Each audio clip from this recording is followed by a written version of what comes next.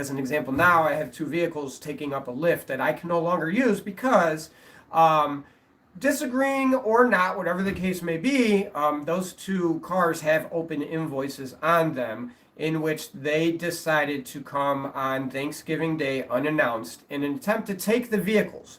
They loaded them up on a tow truck, and we're going to take them without paying their invoices.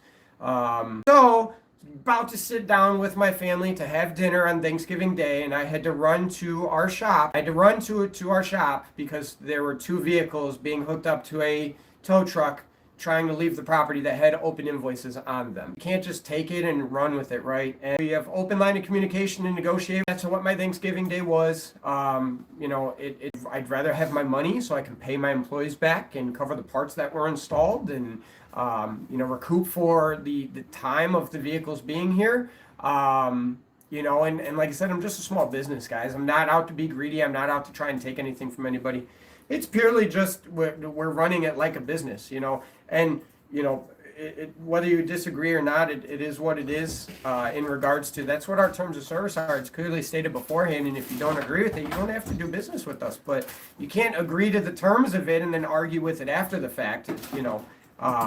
Especially when plenty of notices were given and attempts were given, and then to try and throw it back on us. At the end of the day, you don't steal, you don't trespass, you don't do things illegally. There's always a better way to do it.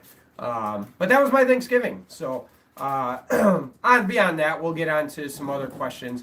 It is what it is. I'm not, again, they might not agree with what the invoices are, but I simply just followed the policies and rules that are in place. I didn't inflate anything. It's just kind of how it is.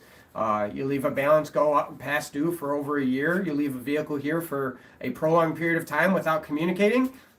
I just think it's kind of fair.